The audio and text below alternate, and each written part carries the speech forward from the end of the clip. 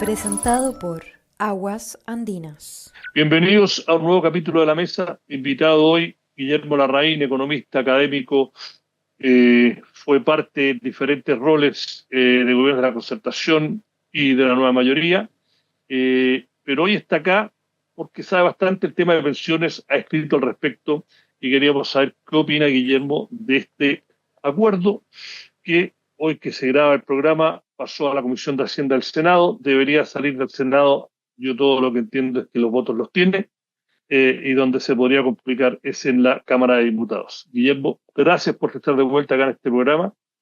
Y la primera pregunta, ¿qué opinas a grandes rasgos de este acuerdo? Bueno, muchas gracias, Iván, por la invitación y la oportunidad de analizar esto en este programa que tiene tanto prestigio en el mundo económico y financiero. ¿Qué opino? Yo creo que es una muy buena oportunidad para que el país supere de una vez por todas una etapa al menos en el proceso de mejoramiento de su sistema de pensiones. Hemos tratado de hacerlo ya desde el año 2013, o sea, llevamos ya más de 10 años, 15, 12 años tratando de hacer reformas importantes al sistema de pensiones, que incremente el ahorro y que incremente, por lo tanto, las pensiones de las chilenas y chilenos. No hemos sido capaces, entonces avanzar en este acuerdo a mí me parece que es absolutamente esencial, absolutamente esencial. Así que estoy muy esperanzado de que, como dices tú, se pueda aprobar en la Comisión de Hacienda, luego en la sala del Senado, y que los diputados hagan eco un poco de ese esfuerzo. Y cualquier observación que uno tenga, mejoras que se puedan hacer, bueno, se junten fuerzas para la siguiente reforma. Los países están haciendo reformas regularmente a su sistema de pensiones, así que no es raro que en 2 o 3 años más tengamos nuevamente una nueva discusión, pero ya sobre una base distinta, sobre un modelo reformado como el que se está planteando ahora. Quiero pasar a la pregunta, las diferentes comisiones, la Comisión Marcel, la Comisión Bravo, cuando tú estuviste involucrado en el tema, había un par de consensos. Primero es que cotizamos poco. Comparado con cualquier país que queremos asimilarnos, cotizamos 10% no ayuda. Dos, Sí. de que un sistema que fue diseñado para cuando la esperanza de vida de los chilenos era 72, 3, y que ahora la esperanza de vida creo que es 81, tiene que financiar mucho más, ¿no? Y tercero es que las pensiones eran balas, o mediocres, si uno quiere ser no optimista. No, de esas tres cosas se hace cargo de aumentar la cotización. Así que parte de mi primera pregunta en el punto. ¿Es suficiente 17 puntos adicionales? Dos, eh, ¿por qué es tan complicado políticamente aumentar la edad de jubilación cuando muchos de los países que todos miramos, tanto la derecha como la izquierda, los países nórdicos, Canadá, Alemania, están todos paulatinamente aumentando la edad de jubilación? Y tercero, si esto efectivamente mejora las pensiones promedio de la gente inmediatamente y a futuro. Yo creo que pasar de 10 a 17 es un tremendo salto en tasa de cotización, entonces yo no veo ninguna posibilidad de subirlo más allá. Esto nos deja un poquitito por abajo de la media de las cotizaciones a nivel internacional. Estoy pensando en la OCDE en realidad. Eh, y me parece que es un esfuerzo enorme que va a tener que hacer el sector productivo, porque al final esto es un 7% más de la planilla que van a tener que pagar las empresas.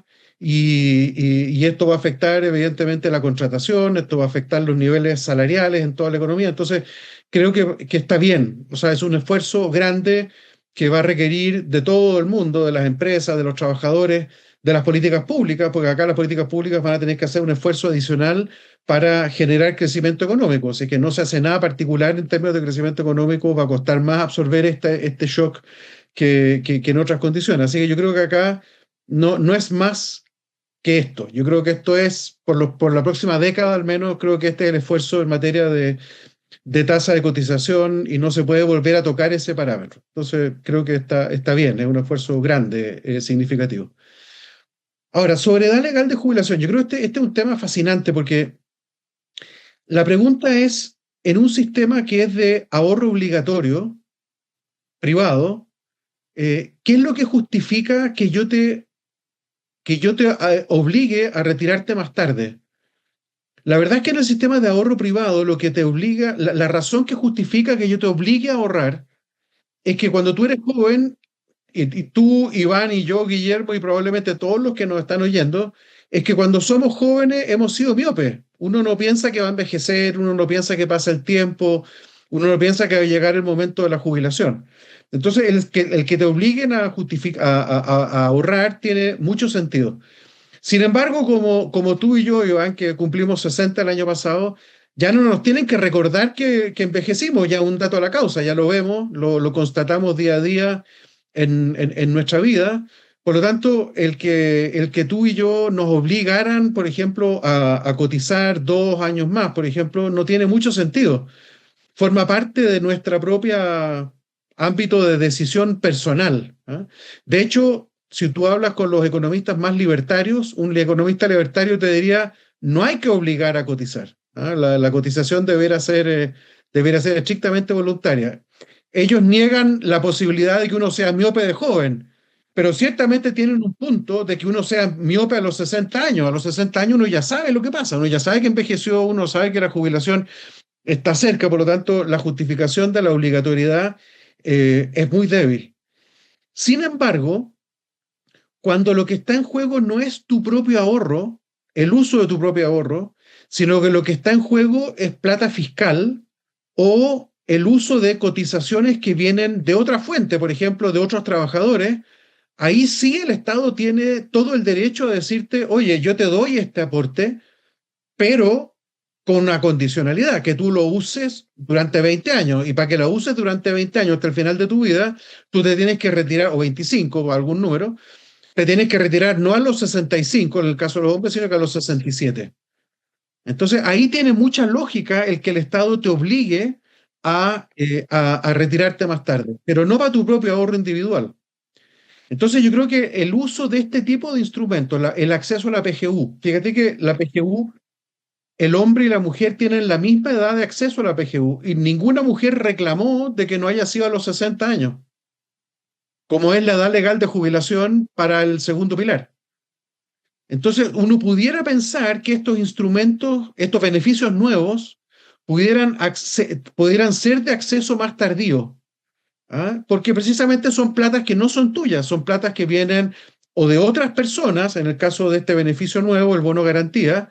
¿Ah? Si son contribuciones que otros trabajadores están haciendo para hacerte un aporte a tu cuenta, bueno, ellos trabajadores pueden decirte, oye, por temas de sostenibilidad, en lugar de darte este bono a los 65, te lo puedo dar a los 67, porque si no es demasiado caro. Y eso tiene sentido. Pero con tu propio ahorro es muy difícil que uno justifique eso. Te fijas, yo creo que el argumento de edad de jubilación tiene más sentido plantearlo cuando se trata de aportes de terceros que cuando son aportes tuyos propios. Y la tercera parte de la pregunta Y que hay era un tercer punto. si el punto claro, que si es que efectivamente entonces que esta reforma no solo a largo plazo le da mejora a las pensiones, sino que tiene instrumentos de que hay un porcentaje importante, la cifra dio el domingo el ministro Marcel, pero no la tengo acá, que a varios cientos de miles de personas le mejoraba las pensiones en régimen, o sea, en el corto plazo. O sea, yo creo que acá hay una mejora importante de las pensiones rápido, ¿ah? Y por dos vías. Uno, porque se está subiendo la PGU a 250.000 pesos, y eso para mucha gente es importante. Y en segundo lugar, porque está este bono garantía, que para aquellas personas que cumplan los requisitos, que es decir, mujeres que hayan cotizado más de 10 años y hombres más de 20, se les va a dar un bono adicional, ¿no es cierto?, de 0,1 UF por año cotizado. Y eso, entonces, es una solidaridad contributiva. Entonces, es más plata para aquellas personas que más participaron. Y eso yo creo que es profundamente bueno, porque la PGU es un instrumento positivo, pero tiene un lado malo. Es positivo porque nos permite eventualmente poder decir que en Chile estamos a punto de decir que no hay pobreza en la vejez. Estamos un poquitito por abajo de la línea de pobreza. Pero si uno toma entre el valor propio de la PGU más los instrumentos que el Estado entrega en especie en materia de gratuidad, en materia de salud, en materia de remedios para la cuarta edad, en materia de transporte u otros beneficios a la cuarta edad, yo creo que probablemente si uno lo monetiza todo eso, para la cuarta edad uno puede decir que estamos por arriba de la línea de pobreza. Eh, pero el problema es que eso está muy bien para la gente que no esté en línea de pobreza, pero para la clase media, esos instrumentos están cada vez más focalizados, les sirven cada vez menos, y entonces la clase media queda un poquitito en el desbandado, queda más dependiente exclusivamente de su propio ahorro. Entonces, lo que busca este instrumento, el bono garantía, es decir, a la clase media les vamos a entregar un bono adicional que es función de cuánto tiempo participó, no de cuánto contribuyó, no de dónde contribuyó, sino que de cuánto tiempo participó en el sistema formal. ¿Ah? Y eso es, creo yo, profundamente bueno. Es un nivel de acceso un poco más bajo para la mujer, porque en general, por distintas razones, tienen tasas de densidad de cotizaciones más bajas en el sistema formal que los hombres, pero permite a ambos acceder a un nivel de aporte que está correlacionado positivamente con su tasa de participación. Yo creo que eso es un instrumento súper bueno que me parece que es valioso de tener. Déjame ver ahora a las críticas. Primero, las críticas de la coalición de gobierno que son más anti-sistema aprobado, que son más pro reparto, que dicen que el corazón del sistema sigue igual, porque las AFP siguen en el corazón, los privados van a quedarse con 14,5 y que esto no, incluso con las mejoras, no, la mayoría de los chilenos va a seguir teniendo pensiones bajas.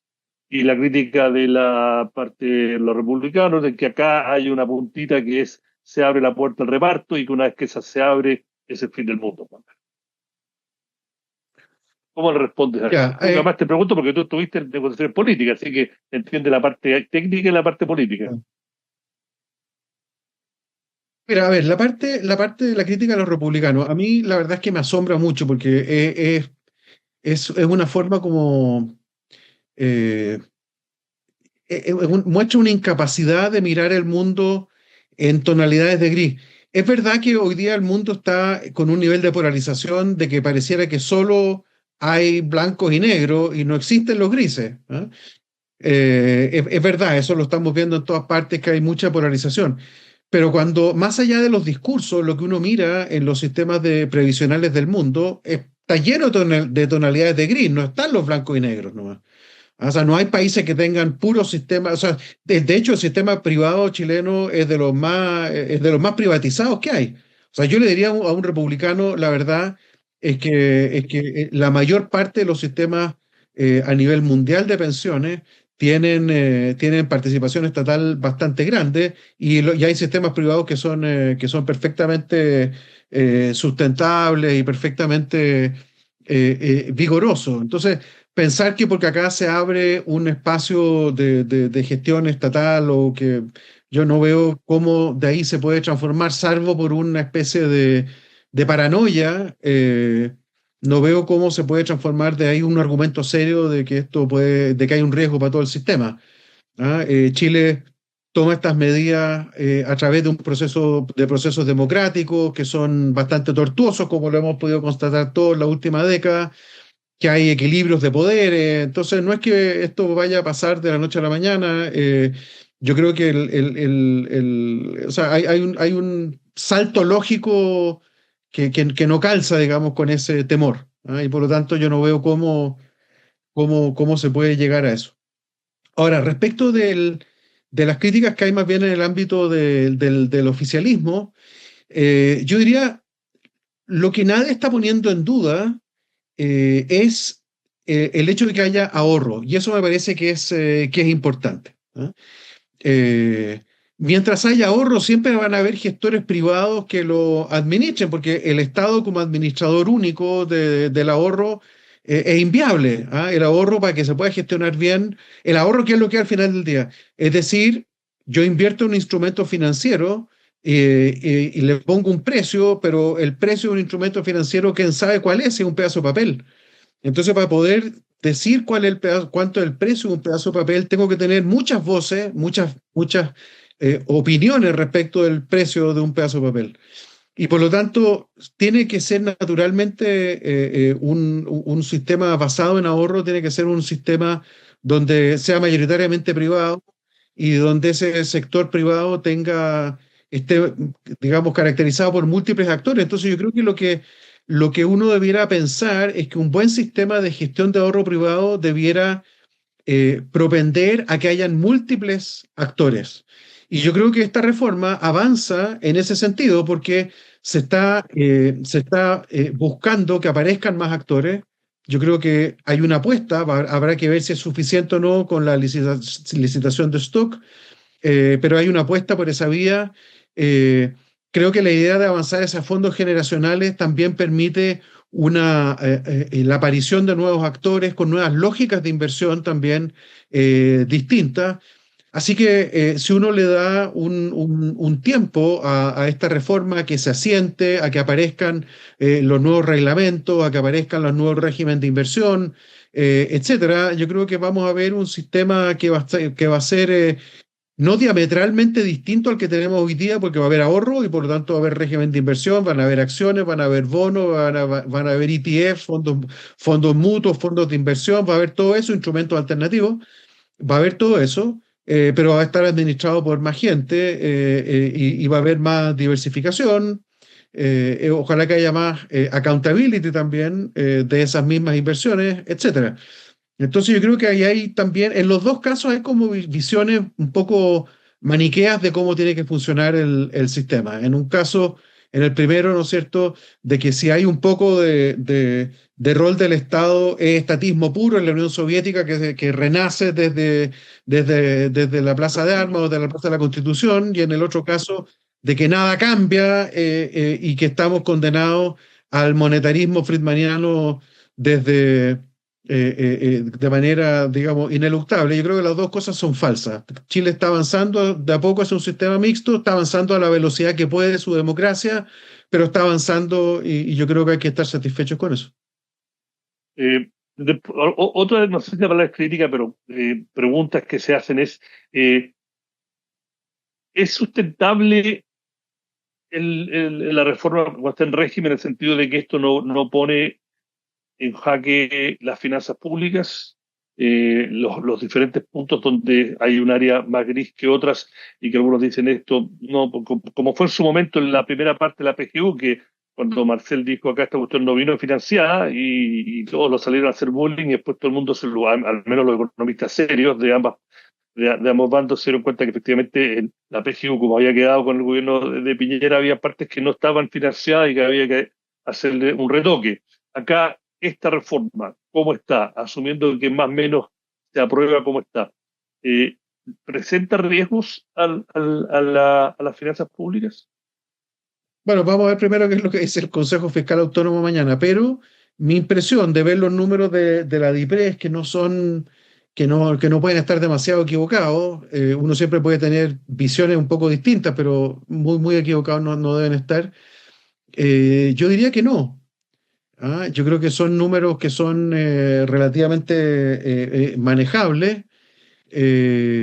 Recordemos que nos estamos poniendo un poco una meta de endeudamiento nacional en torno al 45% del producto, que estas cifras efectivamente las van a estresar bastante porque en el horizonte hasta el 2050 ese número probablemente se pase, y que ese es un número un poco arbitrario.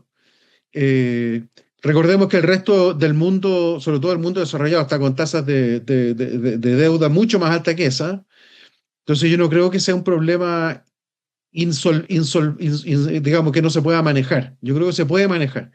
Pero sin embargo, sí creo que hay dos cosas que habría que hacer, Iván, porque el problema con la deuda pública, sobre todo a estos niveles, que cuando uno la acumula a poquitito, como que no haya mucho cómo pararlo. Entonces yo creo que hay dos cosas que uno pudiera pensar si es que nos convenciéramos de que hay que hacer algo. Una cosa es lo que ya conversábamos recién. A lo mejor la edad de acceso a algunos de estos beneficios tiene que ser más tarde. No a los 65, sino que a los 67, por ejemplo, gradualmente, no en forma, no en forma, no en forma drástica, pero sí a lo mejor demorarse 8 años en llegar a 67. Eso puede ser una posibilidad de darle sustentabilidad fiscal a alguna de estas cosas. Eso podría ayudar bastante.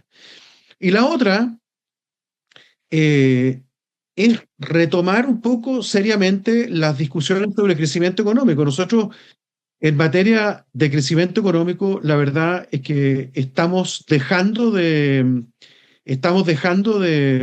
discutir hace tiempo. ¿Ah? O sea, como que el crecimiento económico en Chile eh, prácticamente durante una década se discutió poco de crecimiento económico. Ahora Se da por hecho hay como primero. una lógica. Se daba por hecho, era una cuestión que el sector privado lo hacía y que no había mucho que hacer, ya habíamos hecho la reforma de los mercados de capitales, una economía abierta, teníamos los aranceles bajos, no había nada que hacer. Y yo creo que eso es un error. ¿Ah?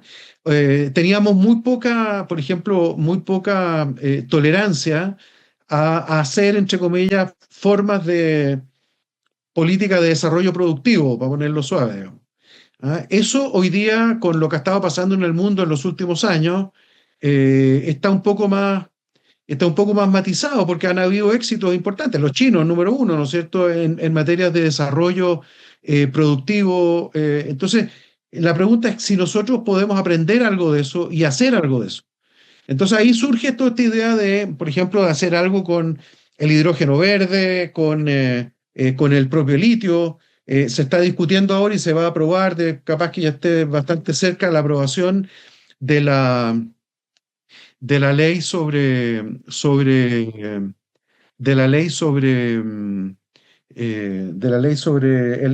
la FIDE, la Agencia de Financiamiento del Desarrollo, que es este Vale. banco de desarrollo. Entonces, yo creo que tenemos que tener flexibilidad para ir dando cuenta que tenemos que ir adoptando a lo mejor instrumentos nuevos. Viene la discusión del proteccionismo, el proteccionismo norteamericano y el proteccionismo europeo que se viene, que va a venir probablemente, que seguramente ya está teniendo represalias por el caso chino. ¿Cómo nos vamos a ver nosotros en esa discusión? Yo acabo de publicar un artículo en la revista de la facultad sobre este tema. Nosotros tenemos un activo muy grande que no teníamos antes, que es justamente el tema de la, de los acuerdos de libre comercio. Tenemos algo importante que tenemos que saber sacarle provecho. Tenemos la más grande red de acuerdos de libre comercio del mundo. Es un activo único. Entonces, ¿cómo nos vamos a proteger y cómo lo vamos a utilizar para justamente como una ventaja competitiva que antes no teníamos para el crecimiento de nuestro sector exportador? Yo creo que ahí hay cosas que hay que discutir. No tengo la receta hecha, pero me parece que son temas que son promisorios. Y la última pregunta, que es un poco la bola de cristal. Eh, ¿Tenemos reforma en marzo o no? ¿Se va a aprobar esto más allá de todo el ruido de los díscolos de ambos lados que no están de acuerdo? Yo espero que sí. O sea, mi esperanza, antes de la bola de cristal, mi esperanza es que sí, que prime un poco como un cierto realismo, un cierto pragmatismo para que podamos avanzar. Yo creo que el país no tolera seguir estancado, llevamos demasiados años sin avanzar en nada. Yo creo que le hace profundamente mal los países estancados. Bueno, esto lo dijo Aníbal Pinto en el año 58, ¿ah? Los países estancados, la frase exacta en este minuto se me olvida, pero te lo puedo pasar para que la cuelgue, porque es fantástica como termina el libro de Aníbal Pinto, Chile, un caso de desarrollo frustrado. Tiene que eso, las economías estancadas son receta precisa para el descarrilamiento democrático, y eso no lo podemos permitir. Ya estuvimos a punto hace 5 años atrás, entonces no podemos correr ese riesgo otra vez. Así que espero que prime el realismo y que prime el pragmatismo. Y hasta donde yo sé, estamos bastante cerca de eso. ¿Ah? Hasta donde yo sé que se cuentan los votos, hay una mayoría ciertamente en el Senado y espero que lo haya también en la Cámara. Guillermo Larraín, economista, académico, muchas gracias por haber estado de vuelta acá en el programa La Mesa, y a ver si en el año hablamos Un y vamos a gusto. estar viendo cómo salió todo. Muchas gracias, ¿eh? Hasta la próxima.